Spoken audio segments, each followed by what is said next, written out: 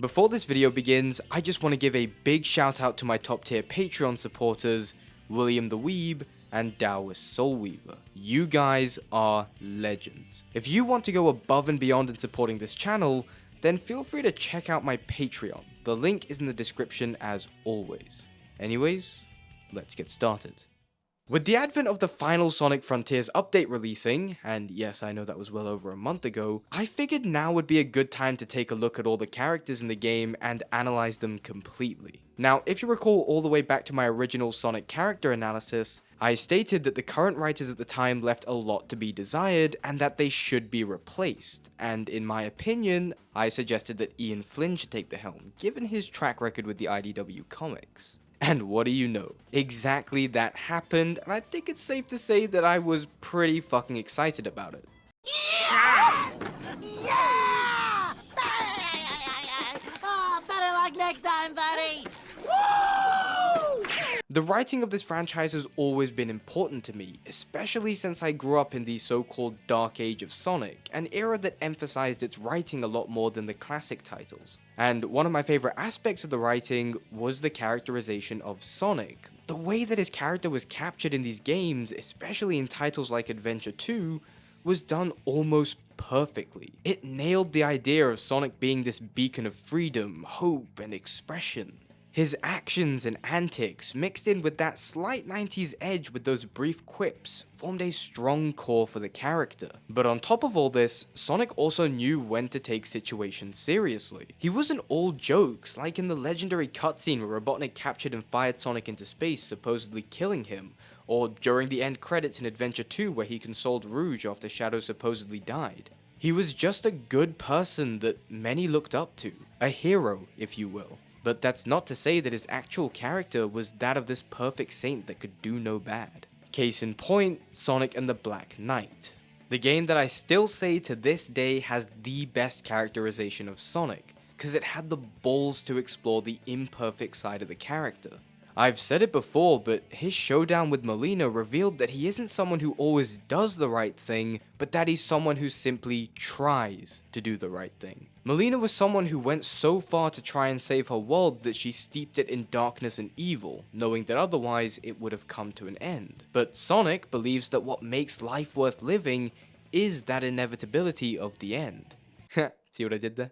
That's why Sonic fought Molina in this clash of ideologies, and with that the question can be asked, was Sonic right? And honestly, there's no clear answer. You could argue that Sonic was wrong for essentially stopping a world from being able to exist forever, or right for stopping a world from succumbing to evil. This game's writing showed Sonic's morality and displayed that he doesn't always do what is objectively good, but simply what he believes to be good. A very important distinction that adds to the character, making him more three-dimensional than the standard good guy protagonist. Honestly, the best way to sum up his character during this period is with the legendary line, One! no, not that one, this one. What you see is what you get. Just a guy that loves adventure. I'm Sonic the Hedgehog!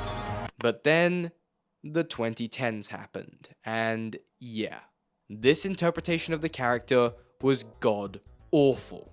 He never knew when to take anything seriously, always undermining every situation by spouting awful jokes and one-liners because, well, that's all his character was. Destroy me? You and what mustache? If it pleases the court, all those who think Eggman is a total bonehead raise their hands.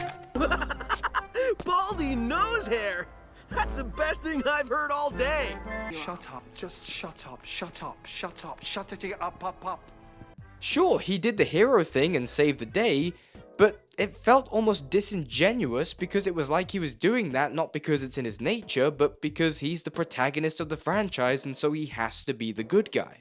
Honestly, for me, he was insufferable to watch. He just became a shallow one-dimensional character when that was never the case.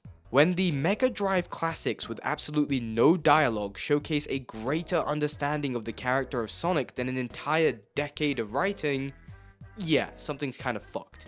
The best word that I can use to describe his character here is corporate. Nothing about him here felt natural. We knew Sega had shifted and was trying to reach a new and younger audience, but they sacrificed the heart and soul of their writing in the progress to make it happen. It's reached a point now that whenever I revisit titles from the last decade, I just skip the cutscenes to avoid the bad writing. Yeah, it's that awful, and I've got plenty of videos ripping that decade's writing a new one. Thankfully though, Frontier swooped in and damn near nailed the character. Sonic in this game feels like he's back to his old self. All of the characteristics that we know and love about the guy are on full display here, even from the very beginning. After Sonic gets separated from his friends and we play through Green Hill, again, he's met by a mysterious voice that definitely isn't the final boss or anything, and it tells him to go and get the emeralds. And Sonic kinda shrugs it off with a, yeah, why not? People have complained that Sonic should have been a little more skeptical of this strange voice, but honestly, at this point all Sonic cares about is finding his friends, so he's willing to go to whatever lengths are necessary to do that, tying into his caring nature. Not to mention that Sonic can be impatient at times, evidenced by these little gestures like him tapping his arms. And we know that from time to time, he does act brashly, and I'm happy to see that it's his missing friends that brings this out of him. And speaking of his friends, his interactions with everyone in this game is absolutely the bread and butter of his characterization. The first character that we come across is Amy, and their dynamic just feels so much more refined here. Gone are the days of Amy endlessly chasing after Sonic, and in some cases so aggressively a lawsuit could be filed, with the two now being able to finally communicate with each other. The conversations now feel so much more grounded, with neither side acting too intensely, something that's rarely been seen in the past. One of my favorite parts during the story that I have yet to hear anyone talk about is from the cutscene with the mother Coco who's lost her children. Sonic, over here!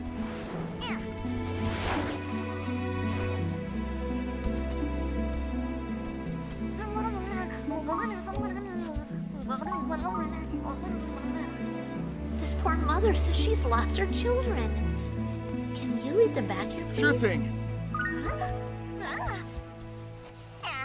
Did you notice something about that scene? It's how Sonic starts speaking before Amy's even finished, as if her saying that this mother who's lost her kids was all she needed to say for Sonic to immediately jump into action with no second thoughts. Again, he's someone who always tries to do the right thing, and helping this mother is just one of them. Gone are the days of Adventure 2 where the characters just talk over each other because of translation issues, so this feels like a purposeful choice. I mean, there's every chance that this isn't the case and I'm just looking way too deeply into this, but hey, I'm just that kind of guy. And other great moments on this island is just Sonic being there for Amy. Amy was distraught after seeing the mother Coco and her children pass on, as well as witnessing the flashback showing the two lovers dying in each other's arms. That's right, ladies and gentlemen, the Sonic franchise is back to killing kids. But the way that Sonic responds to Amy here is simply by stepping back and comforting her.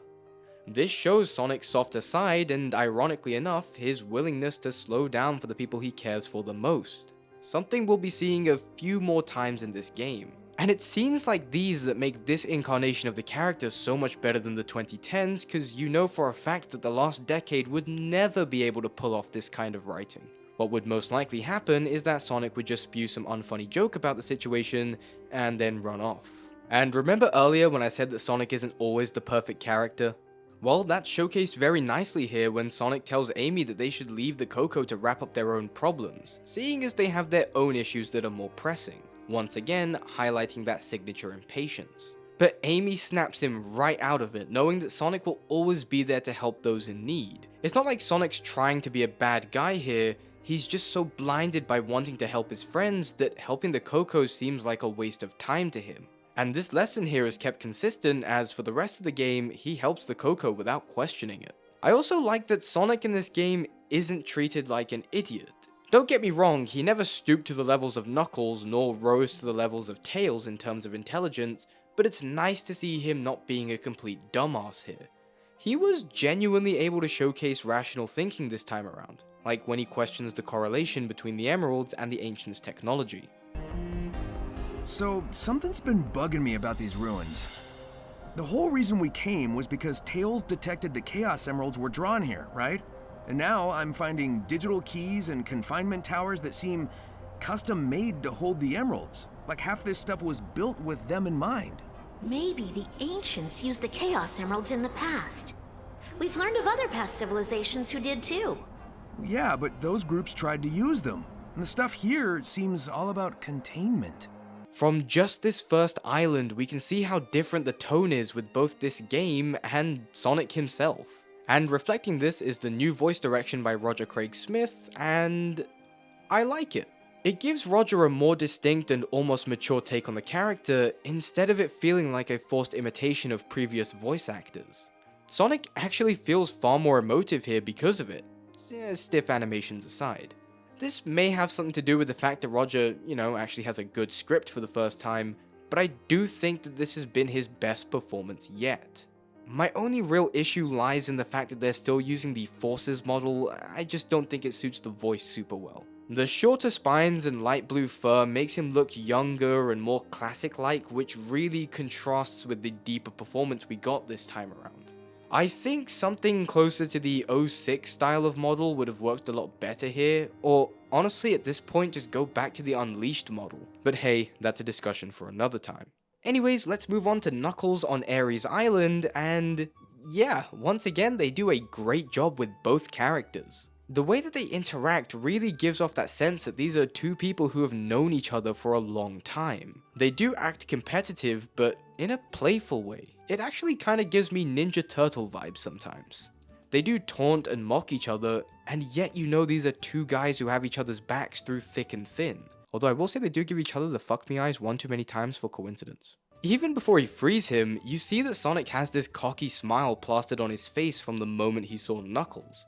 But like before, his playful and sarcastic nature isn't all there is to him, with him being able to lift up Knuckles when he felt particularly down. Ages ago, my people were wiped out by a cataclysm. I know the Coco faced something similar. It reminds me I'm the last Echidna, that I'm alone. You may be the last, but you're not alone. You've got us, Knucklehead. I'll admit, I do envy your lifestyle. Freedom to go where you want, when you want. So do it. Get out there and live a little. Maybe I could. But first I need to be back to normal. So hurry up and get me back to normal. Anything to get you away from me.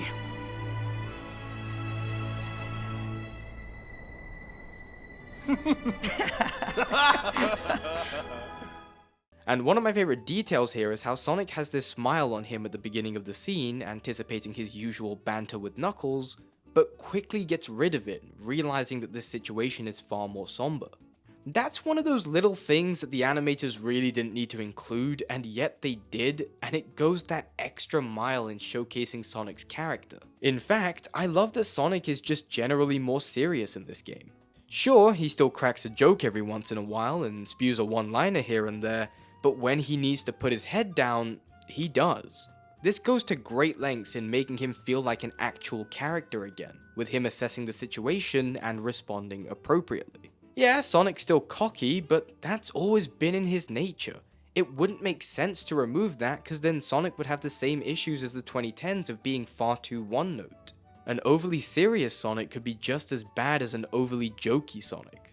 What makes his jokes and one-liners work so well this time around compared to the 2010s is that they're nicely balanced with all of his other characteristics, so it never feels like it completely encompasses the character. Plus, it's a huge bonus that the writing is, good. I mean, this is the same game that can have heavy scenes involving dealing with death, as well as having Sonic bust a move when getting an emerald, and they managed to pull it off without either extreme feeling out of character. And this great balancing of characteristics works especially well when it comes to his enemies. I've stated multiple times that a good villain is stemmed from their ability to be a legitimate threat. But in many cases, like the 2010s, Sonic treated these enemies as a joke, and so it removed any tension from the situation, leaving the audience feeling disconnected with the villains and even Sonic himself. But because Sonic takes the villains seriously this time around, we can take them seriously, allowing them to be more than just a joke, which really helped in building up the end as this huge final battle. It's too bad that all that build-up was for an Ikaruga clone, but hey, the third update fixed the final boss into what it should have been, and I'll get to that in just a bit. But upon arriving on the third island, we come across Tails, and once again, their interactions are amazing. Tails spends a lot of time in this game questioning himself, doubting himself, wondering if he's just holding people back.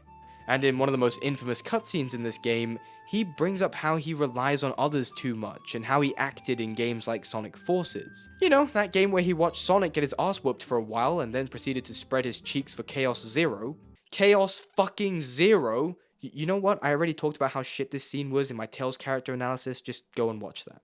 But Sonic responds by simply bringing up all the times that Tails has helped save the day, like when he stopped Robotnik from blowing up Station Square, or when he rescued Sonic from prison, simply saying that it's okay to need help sometimes, that it's all a part of growing up. You can see with Sonic's animations and physical reactions to how Tails describes himself that he hates seeing him like this. He hates watching this incredible person that he's known for so long that has all the potential in the world doubt himself, and so he consoles him. It's been so long since we've been able to see Sonic act with any kind of insight like this, and it really depicts him as this older brother figure to Tails, even going so far as to call him little bro. Something I don't think has ever been said in the games. And all of this leads Tails to a revelation. No, not that kind. In fact, all three of these guys come to their own decisions about their futures. You see, there's a common theme in this game which is about moving on and not getting stuck in the past. Amy wants to separate herself from Sonic and go off and do her own thing, sharing her love with the world. Whatever that means. Knuckles wants to one day do more than just simply be the guardian of the Master Emerald, tying back to his arc in Adventure 2. And Tails wants to go off on his own to prove his capabilities to not only himself, but to Sonic. Everyone wants to go off and be the best version of themselves, and the common aspect here is that all this change is catalyzed by Sonic, which I've said in the past is one of his most endearing qualities. How he has a flat character arc and doesn't really change, but inspires others to become the best they can be, something we've seen time and time again in the series with characters like Shadow and Silver. Hell, if you really want proof of this, then look no further than Sage, the newcomer and killer AI that's literally programmed to be Sonic's enemy. But witnessing Sonic across the game manages to break her hardened exterior, even getting her to shed tears over how strong his bond with Tails is. By the end of the game, Sage had shifted, even giving her own life to protect Sonic and the world. At least in one ending. But even in the alternate ending that we got thanks to the third update, she still works alongside Sonic against the end. And I really like how Sonic spends a good chunk of his interactions with her just trying to help, or at the very least, try to understand who she is and why she's doing what she's doing. It kinda gave me flashbacks to the Sonic vs. Melina fight where, before they fought, Sonic simply tried to understand her and her motives. Another great thing that this game does is showcasing Sonic's unwavering determination, a lot of which is witnessed through the cyber corruption subplot. You see, each time that Sonic freed his friends or interacted with cyberspace, he absorbed cyber energy that eventually accumulated, slowly causing him greater amounts of pain. And hey, look at that, it's even reflected in Sonic's idle animations. Although I will say it looks more like a mild headache than a life-threatening issue. But even through all this pain, he pushes forward, wanting nothing more than to save his friends, regardless of his own well-being. Even Sage questions Sonic about this, but Sonic simply responds with a half-hearted smile and keeps going. Now, in the original game, this subplot ended in a pretty lame way, with him getting stuck in limbo and freezing, only to be freed after 3 minutes thanks to the glorious power of friendship like this was Fairy Tail. Although I will admit it was an admirable act that he was more than ready to sacrifice his own life to help his friends, but that's just the kind of thing you'd expect him to do. But thanks to the third update, the ending's a little different. This time, Sonic now works alongside his friends, with them going after the emeralds whilst Sonic walks a bit of a different path. Unlike the original story where his cyber corruption is just kinda discarded, he must now figure out how to master it in order to become even stronger, with him taking on a series of arduous trials to prove his strength to the Ancients. And I fucking mean arduous. You have to absolutely bring your A game for this. Sonic is given the hardest challenges of the game so far, with you facing some of the toughest enemies whilst being under a strict time limit and being stuck at level 1. Now these trials were quite tough, but with some practice, very doable. But nothing, and I mean nothing, compares to the Master King Coco trial, where you need to take on 3 Titan bosses back to back with only 400 rings, being stuck at level 1, and only being able to use the perfect parry. I've heard horror stories of people who've actually outright quit the game because of how difficult this was. I think this is the most I've ever been tested in a Sonic game. I mean, it took me 12 tries before I passed on hard difficulty. I mean, could you even imagine what extreme difficulty must look like? You need to be damn near perfect here and have a mastery over Sonic's moveset like you've never had before. I mean, what can I say? The bearded bastard over here expects perfection. It all culminates with him being given the strength to unlock this, what many people call Cyber Super Sonic or simply just Super Sonic 2. Again, this shows just how far Sonic's willing to push himself to stop the threat of the end and save his friends. And as much as you can complain about the difficulty of getting to this point, I think it does well to reflect just how much Sonic had to prove to get this new strength. Kind of making it feel like you're going on the same journey as him, experiencing the same tribulations as he does, almost justifying the difficulty of these trials. Almost. And just look at how powerful he is now, effortlessly batting the End's attacks away and casually just fucking him up without ever needing to uncross his arms.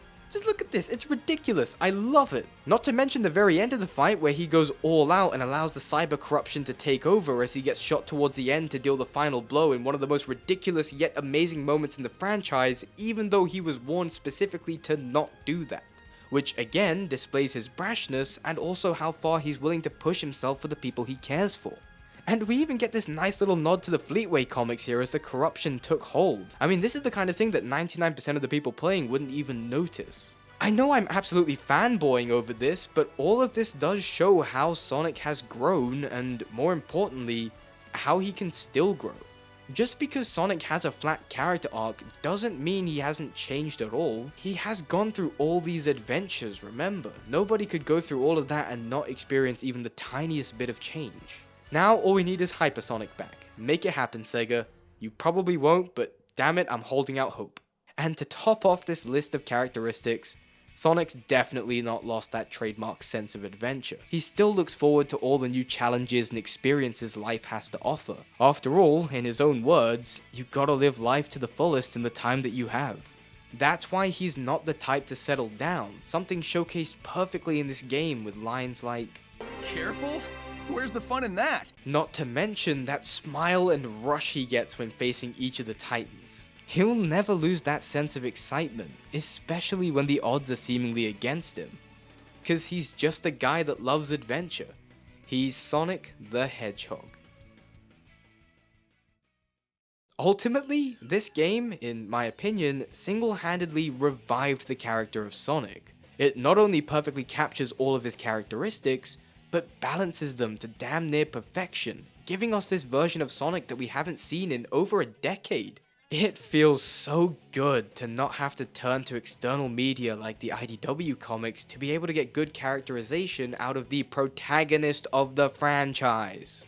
Gone are the days of baldy nose hair, gone are the days of shitty jokes, gone are the days of the last decade. Sonic actually feels like Sonic again. Playing through this story again and seeing how well written Sonic was just took me back to the 2000s when I was a kid, and it was an absolute joy. It's been a long time, but Sonic is finally back, and I cannot wait to see what they have in store for the Blue Blur. Hopefully they keep this level of writing going for the foreseeable future, but as always, only time will tell. Well, thank you all so much for watching. Before we get to the usual outro goodness, I just want to take this time to thank you all so much for the support, especially seeing as we just crossed the 50,000 subscriber mark. That is absolutely insane. That's over 50,000 people who have not only watched my channel, but have thought my videos are good enough to earn their subscription. As promised, I will be making the fabled Sonic Heroes video to finally go into depth and explain my love of the game, but I don't want to rush it. Plus, I have a lot of work on my plate right now that I have to deal with, so it's gonna take a little time to get here, but hopefully the wait will be worth it. Anyways, if you did enjoy the video, then feel free to hit that like button and subscribe to keep up with all future content. If you really enjoyed the video and want to go above and beyond in supporting the channel, then why not check out my Patreon? The link is in the description as always. And speaking of which, a massive thank you to all my patrons. You guys are legends. But with all that said, I hope you enjoyed the video, and I'll see all you guys next time.